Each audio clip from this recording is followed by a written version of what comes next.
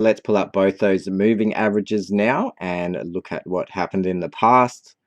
We can see we got that death cross here, and then we got above that 50-day moving average. Eventually we got the golden cross on the other side with the yellow crossing the red, and it did lead to higher prices. But if we look back even further here, this is the peak in the 2017 bull run. This is the start of the bear market in 2018. And we see a similar situation here where we can draw this trend line connecting the highs.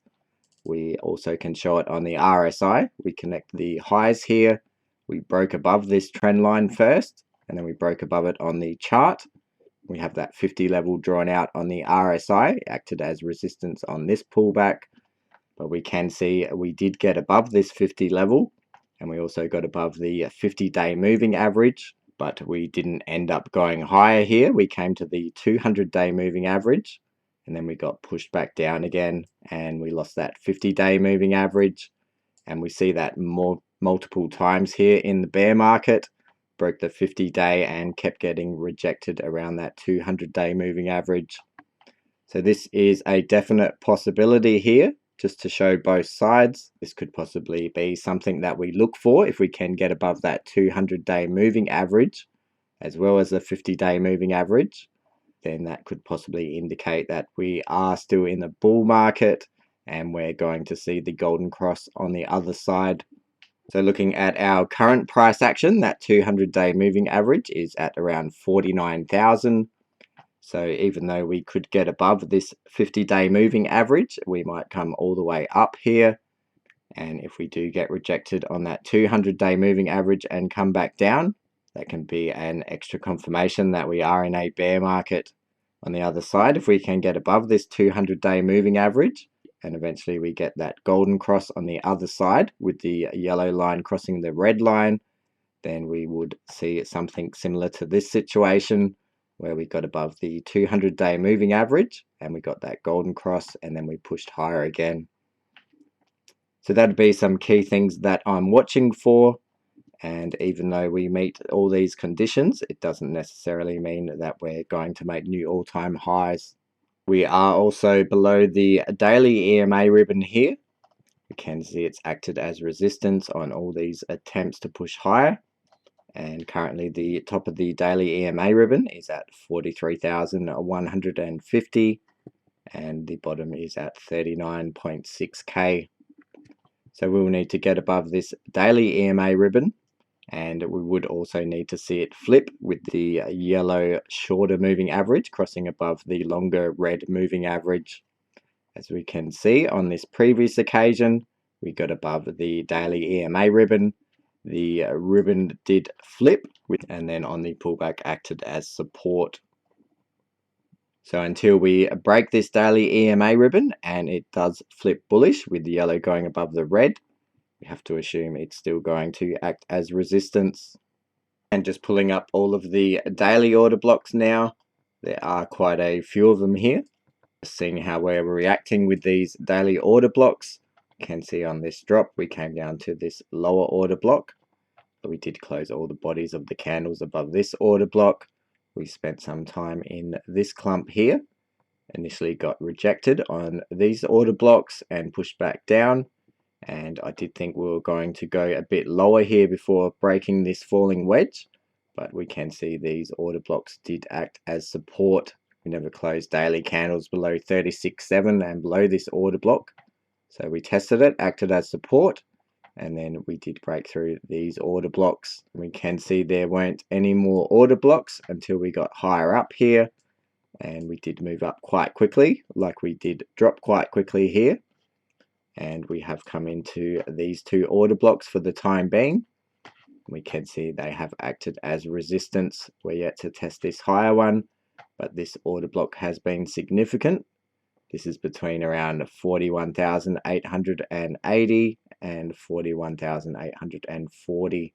The next order block higher up is at 42,200 approximately and 42,400. And then we see the next order block isn't until we get to around 43,800. We do need to look out for this hidden bearish divergence.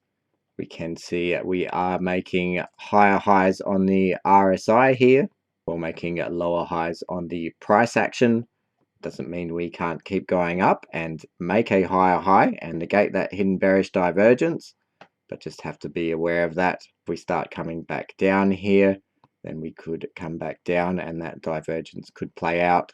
Just comparing it to our previous consolidation between 30 and 40k, we can see we had a similar setup. We were making higher highs on the RSI here up to this point, and we could see when we were on this green candle before this price action happened, we were making lower highs on the price and higher highs on the RSI. So there was that potential hidden bearish divergence. But because we did keep going up and make a higher high, that hidden bearish divergence got negated. So it's just something to be aware of, and it doesn't always have to play out. We can move higher and negate it. And over to the Bitcoin futures chart on CME. We have been closed, of course, over the weekend. We did close at 40,640 with a wick up to 40,935. And currently we are at around 41.7. So if we do open here, then we will have a gap on the chart and perhaps we come back down to fill it before moving back higher. What's interesting to note when comparing that consolidation between 30 and 40k here, we did actually make a gap here as we were breaking out, and we didn't come back to fill that gap until this dropped back down where we did fill it pretty much exactly. So if we are doing a similar thing to this consolidation and we are breaking out, maybe we make another gap here and we just carry on higher. These gaps don't have to get filled, but a high proportion of them do get filled. There is another gap lower down here between 24,000 and 26,000 that never got filled, and also one down here at 19,000. But if we are going to take off here, I would expect Bitcoin to hang around this area until the Bitcoin futures does open to negate that gap before possibly moving higher. Looking at the RSI on the futures chart and a similar thing to our spot price chart, we've got the same trend lines connecting the highs. You can see we broke the trend line on the futures chart, tested it, used it as support. We broke the trend line on the chart, but I also have that 50 level marked off on the RSI, and we can see we closed before the weekend pretty much at around this 50 level, which did act as resistance on these attempts to break higher.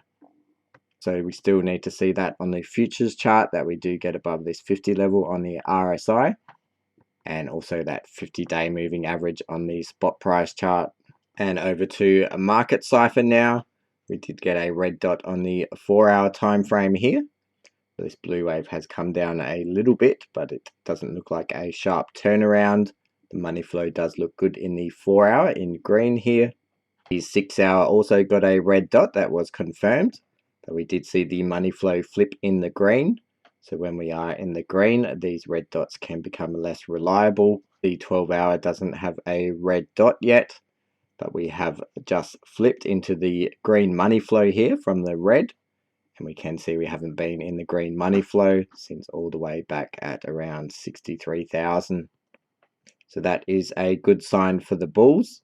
Looking at the previous consolidation between 30 and 40k, we can see we flipped into the green money flow around this area, and it did indicate that we were going to push higher.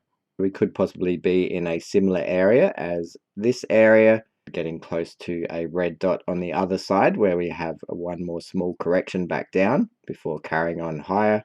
Looking at the daily now, we are still pretty deep in the red money flow here, but this red wave does seem to be starting to curve back around, and we don't have a red dot present yet. Have to see if we can get back into the green money flow, or if we do get a red dot here on the daily time frame, it may lead to a correction as we are still in the red money flow. So I just want to look at a market cipher now, comparing that consolidation between 30 and 40k, which was here on the left, and our current consolidation. And I just want to look at those green dots from the 1 day time frame up to the weekly.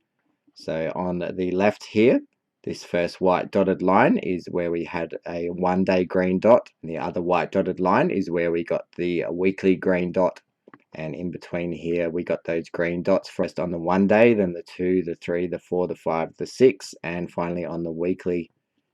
And I'm looking for a similar thing here. I want to see a weekly green dot to really be confident that we are going to move higher. As on previous occasions with this run up here, we got green dots all the way up to the 6 day, I believe, but we did still drop lower. Just to show you that now, I have the white dotted lines. They're at the same points on the chart. And this is our consolidation on the left between 30 and 40k. And the first row here is the 1 day time frame, then the 2 day, then the 3 day, the 4 day, 5, 6, and finally the weekly time frame down the bottom.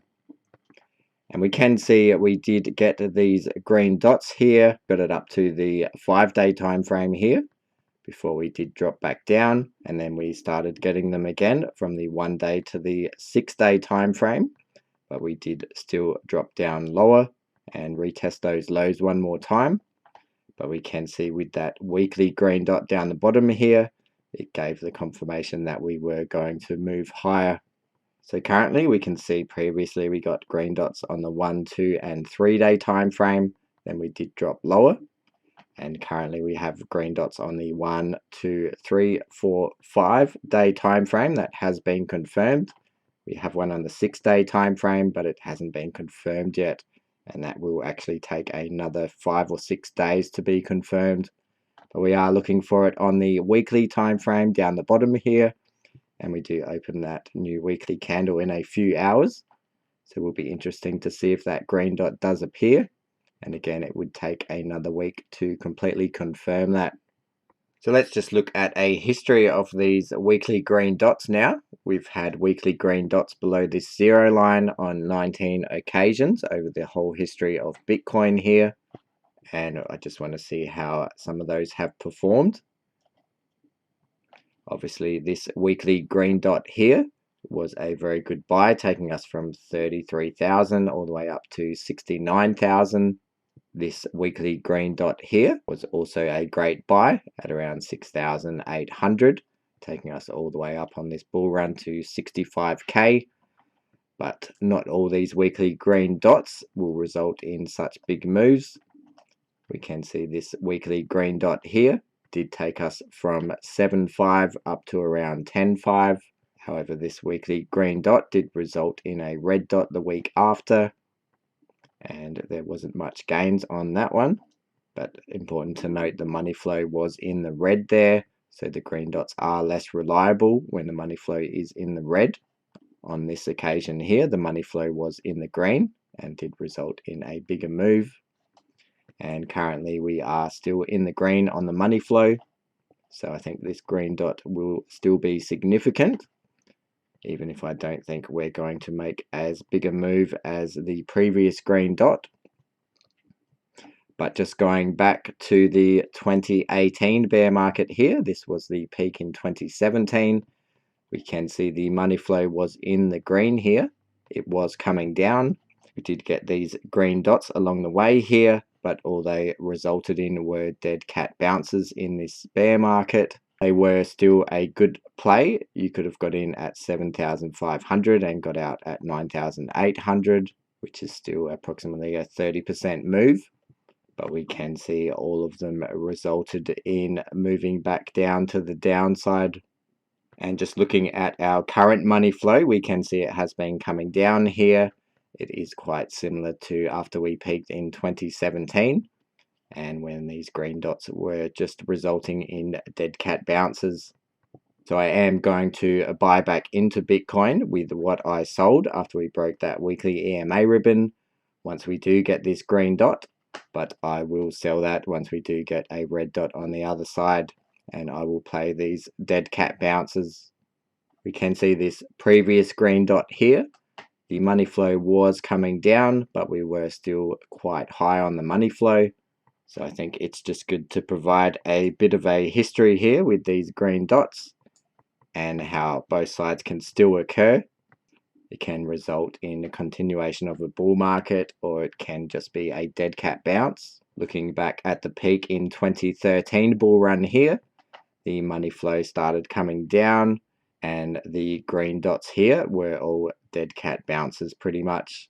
If we just look at the ones while the money flow was in the green, we can see it. This one took us from around 430 to 680. So we can get these 50% bounces, but in the macro context, they are dead cat bounces. So I think that's about all. Hope you enjoyed that analysis. I tried to present both sides and provide examples based on the past, and up to you to make your own decision based on the history, looking at both sides there. I'll keep watching this daily chart and see if we can get above this 50-day moving average, and that will tick all the boxes for me that we're going to move higher. And I'll also be watching for Bitcoin to get above these trend lines here that we do have drawn in, and also to try to reclaim this golden pocket between 42.8 and 44.1. So thanks for watching. I'm Bitcoin Mamo. I'll see you next time. Bye.